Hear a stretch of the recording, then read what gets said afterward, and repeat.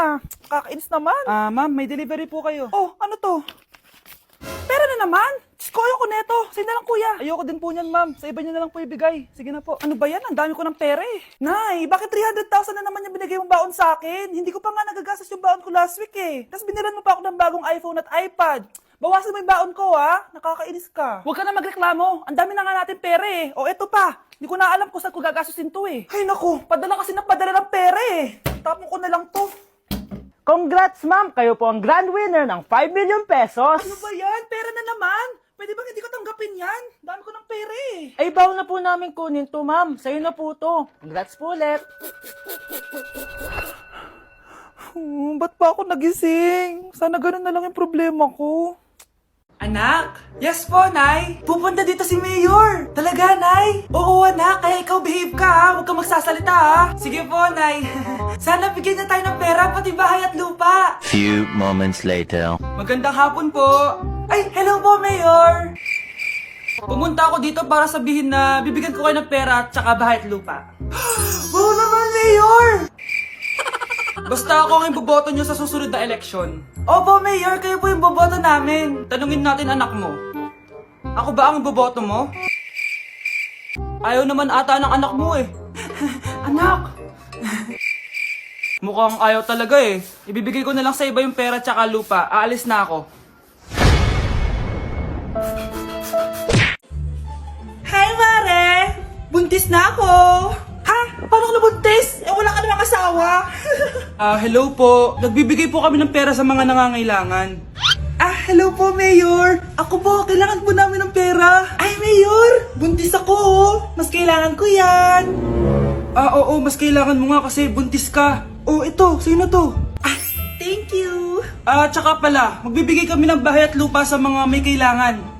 Kami po, Mayor. Kailangan po namin ng bahay. Wala na po kami magrenta. Hindi. Buntis ako, oh. Kawawa naman yung bata kung wala siyang bahay, di ba? Oo nga, mas kailangan niyo yung bahay. Oh, ito. Sa inyo yung bahay. Thank you. Sandali lang. Bakit? Sinungaling tong babaeng to eh. Hindi naman totoong buntis yan. Totoo nga. Manganganak nata ako. Manganganak na daw. Manganganak? Tignan ko na lang kung anak yung lumabas dyan. Ang baho, ano yun? Di ba? Sinungaling kong babaeng to. Nagdadalang tae lang pala. Sa akin nyo na lang po ibigay yung pera tsaka yung bahay. Bakit anak? Kasi Nay, buntis ako. Wow! Gising na siya. Ang pala mo nandito sa bahay. Nay, wag ngayon please. Alam mo, bilib din ako sa'yo eh. Wala na nga tayong makain, nagpabuntis ka pa.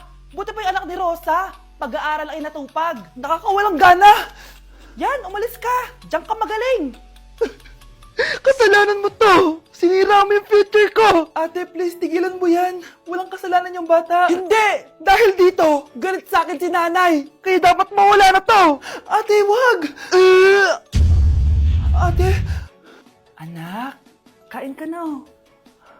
Nay, sorry anak ha sa mga sinabi ko. Hayaan mo, babawi ako sa'yo ha. Thank you, Nay. Nay, sumasakit yan ko. Nay. Oo, yung pinag-usapan natin ha. Hihintayin ko lang mga anak tong babaeng to. Pag nabigay ko na yung bata, ibigay mo na agad yung pera sa akin ha. Palak ibenta ni nanay yung anak ko. O anak, okay ka lang? Walang hiya ka, Nay! Ang sama mo! Akala ko, totoo nagbago ka na. Pera pa rin pala yung nasa utak mo. Abay, bakit? Wala ka nang pakinabang dito. At least yung anak mo, mapapakinabangan ko. Wala ka namang papakain dyan eh. Napakasama mo! Lalayas na ako sa impyernong to! Sige, lumayas ka! Sino tinakot mo? Tignan natin kung saan ka pupulutin. Hello, Bes. Hello, Bes. Kilala mo ba si Edward? Oo, Bes. Siya yung ama ng dinadala ko. Mayaman pala sila, Bes. Gusto kanyang makita kasi gusto niyang palagutan yung baby mo. Talaga? Oo, Bes. Ito na yun, Bes. Bes, hindi mo na kailangan magtiis na nanay mo. Hindi pwedeng anak ko lang ang makikinabang sa yaman ng lalaking yun. Dapat ako din. Good morning, class! Maganda kayo dahil mag-quiz tayo. Ang lakas magpa-quiz ni ma'am, akala mo naman nagtuturo siya. Trube. Hoy kayo! May sinasabi ba kayo? Ang sabi ko, ang lakas mo magpa-quiz, akala mo nagtuturo ka. Eh hindi naman eh. Ganun! minamalditahan mo ko. Tara, sa principal's office. So, bakit nyo kinonduct tong research paper nyo? Ay, may choice ba kami, ma'am? Di ba sabi mo gawa kami na research? Bakit nyo kami tinatanong kung bakit namin kinonduct to? Aba, sumasagot ka? Eh, di ba question and answer tayo dito, ma'am? So, bawal na pala sumagot? Nilalaro nyo lang ata kami. Magpapakita na ako ng mga grades nyo. At huwag kayong magreklamo kung bagsak kayo, ha? Okay, Scarlett, ikaw mauna. For sure, mataas grades ko. Ma'am, bakit bagsak ako? Bakit bagsak ka? Bakit? Pumapasok ka ba sa subject ko? Remember class, taga-compute lang kami ng grades nyo. Kayo ang tagagawa. Eh ikaw ma'am, nagtuturo ka ba? Aba, walang iya ka. Eh puro ka lang naman kwento ng buhay mo, di ba? True. Ito ba yun sa exam? Alang isasagot namin sa enumeration ma'am. Yung 5 naging crush mo nung high school? Class, ipasa nyo tong assignment na nakikita nyo sa blackboard. Ipasa nyo rin bukas yung 3 activity na pinapagawa ko. Okay ba? Ma'am, hinay-hinay naman. Bawal na kami matulog. Yung Diyos nga nagpahinga, kami bawal. Mukha ba kami robot, ma'am? Oh, nakakaramdam kami, oh. Oh, kasakit. Ah, nagre-reklamo ka ba? Ay, hindi ako nagre-reklamo, ma'am. Halos magkasakit na nga kami dahil wala kaming tulog. Diba? Mas ginaganahan kami mag-aral. Ah, pilosopo ka? Ibabagsak kita. Hindi mo na ako kailangang ibagsak dahil magdadrop na ako. Guys, pa-support ako ha dahil mag-vlog na lang ako. Go, be support! Bye, ma'am. Yes! Ang taas ng score ko! Anong score mo, Scarlett? Ah, 19 yung score ko. Ay, hindi perfect. Buti pa ako, naka-20. Bawi ka na lang next time, ha? Scarlett, nagawa mo ba yung assignment natin? May assignment tayo?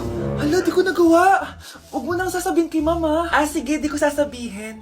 Ma'am, may assignment po pala tayo. Ay, oo nga pala, may assignment tayo, class. Ang hindi gumawa ng assignment, bagsak sa akin, ha? Bida-bida talaga tong si Samantha. Okay, class, sinong iboboto niyong president? I nominate Scarlett, ma'am. Ako? Di ako papayag. Dapat ako yung maging president. Go, Scarlett, kaya mo yan. I nominate myself because I believe na mas responsible ako. I believe na hindi ako nangungupit ng class funds. Iboto niyo ako dahil matataas ang mga scores ko. Iboto niyo ako dahil hindi ako nangungopya para lang tumaas ang score. Ako ba pinaparinggan mo? Mukhang may natamaan ata. Congrats, Scarlett. Deserve mo maging president. Gagawin ko yung best ko. Good morning, class. Hindi na papasok si Samantha. Ha? Ano nangyari? Ang balita ko, nag-drop na siya dahil sa sobrang pressure sa nanay niya. Palagi siya pinapagalitan kapag hindi perfect yung score niya. Nagalit din yung nanay niya nung hindi siya nanalo ng president. Kaya, na-depress talaga siya. Kawawa naman pala siya. Hoy, Mare! Pinagkakarat mo daw na buntis anak ko? Eh, totoo naman eh. Tignan mo nga yung tiyan niya, alaki. Ah, basta, hindi buntis anak ko. Ba't di natin siya tanongin, Mare? Anak, halika dito. Yes, Nay? Buntis ka ba? Ha? Hindi po, Nay. Eh, bakit ang laki ng tiyan mo? Ah, bloated lang po ako, Nay. Uminom po kasi ako ng soft drinks kanina. Oh, bloated lang pala eh. Pinagsasabi mo dyan. Bahala ka kung ayaw mo maniwala. Sumasakit tiyan ko. Oh, ayan na, mga anak na. Anak, napapano ka?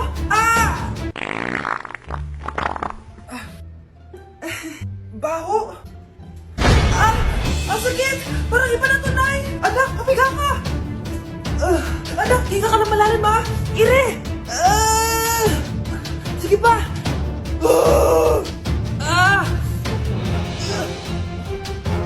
Baby!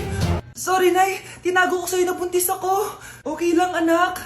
Pero sinong tatay nito? Ang tatay ng anak ko ay ang anak ni tita. Oh, anak mo pala may gawa nito? Asa na yun? Oh, ikaw, magbigay ka na sustento para sa anak nyo. Ah, sige po, magbibigay po ako ng 5. 5,000? 5 pesos? Wala na po kasi yung pera eh. At dahil 5 pesos ang binigay ng tatay mo, lollipop mo ng dedean mo, ha? Nay, na. Ang galing ko talaga sumayaw. Marunong po pala kayo sumayaw, Nay. Kyle?